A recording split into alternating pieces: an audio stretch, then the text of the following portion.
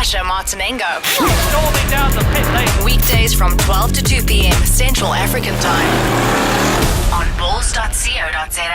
All right, let's get into a couple of Q&As on this Wednesday afternoon. Q&A Wednesday, always.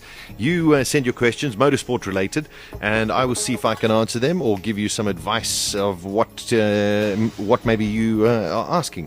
This one comes from Gaynor. She says, this is an incredible email. She says, I've just been given a thank you gift by my boss.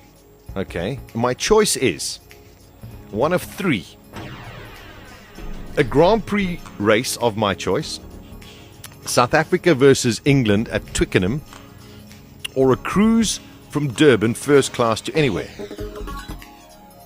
She must be a damn good worker. I would really love to go to the Italian Grand Prix. I was wondering whether you have any tours organized for this year. If so, where can I get the details to see what is on offer? I don't do Facebook or tweet, just plain old emails for me. Many thanks, Gaynor. All right, so Gaynor, the Italian Grand Prix, let me tell you, and it's not because I'm Italian, all right, is spectacular.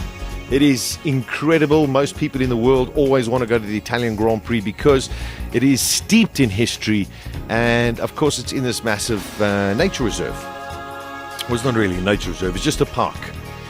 And the crowd is incredibly knowledgeable, number one. The passion, of course, yes, 90% of the people would be there for Ferrari, but because of their knowledge is so good, they will always applaud other drivers who do extremely well. So it is a very, very special place to go. So what I've done for Gaynor is I've put her in contact with a company that I have done many, many tours with, based here in Johannesburg, and they've already gotten hold of her, and I'm sure they're going to sort out a magnificent trip for her. So Gaynor, please let me know how it all goes, and send the pictures as well. I think it's going to be something very, very special. Another question that comes in from Brad.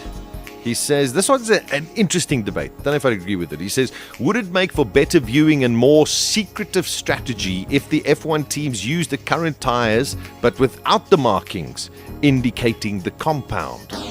Well, there's two ways to look at it, Brad.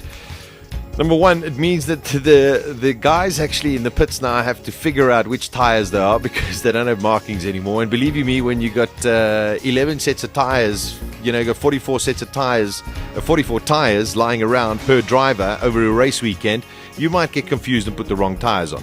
So from a logistical point of view, I think it would be quite difficult. Also, the strategies don't really vary that much, unfortunately. I think it could be fun, but I like the fact that we actually do know what tires they're on, just so that we can, from there, even start analyzing what their strategies are going to be like. So, nice question. Thanks very much for that. We're going to take one more question at the moment. It's from Twinkmo on Twitter. This one's a difficult one. What is the cheapest form of motor racing for an entry-level racer to start if you don't want to start in karting? All right, so, well, here's a couple of different ways to look at it.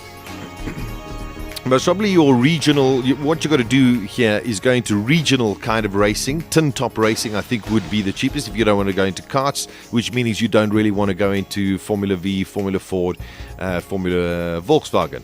So you want to do sort of like tin top racing, which is basically a saloon car, anything from old style minis, so you can go sort of legend, historic racing. Which won't be too expensive because those cars are quite available and you can find one and do one up yourself. So I would suggest that is most probably the cheapest way to start off racing. But I think my advice to you is get hold of a racing circuit, for example. I don't know where you stay, but there's circuits in basically all of the major cities of South Africa besides Durban. But get hold of a racing circuit and ask them and say to them, listen, you're interested in racing, what do they offer in terms of the categories, etc., etc. Go and see them and find out whichever can suit your budget. But it's more than likely going to be some form of historic racing, which is always great fun. not too many incidents and accidents, so it's not going to cost you too much on repairs. And you sort of use a standard kind of engine, standard tires, so it's not going to break your back. And it is a tremendous amount of fun as well. So that is my advice to you. Twink Mo, you got another question about the licenses. That also, you can just get hold of where do you get a racing license from? That you've got to apply to MSA, Motorsport South Africa.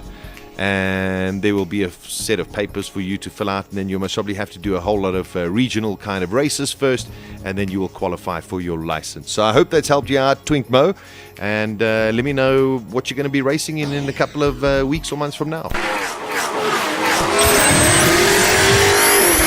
Gearz on bulls.co.za with Sasha Martinengo. He's kept himself out of trouble. Weekdays from 12 to 2 p.m. Central African Time.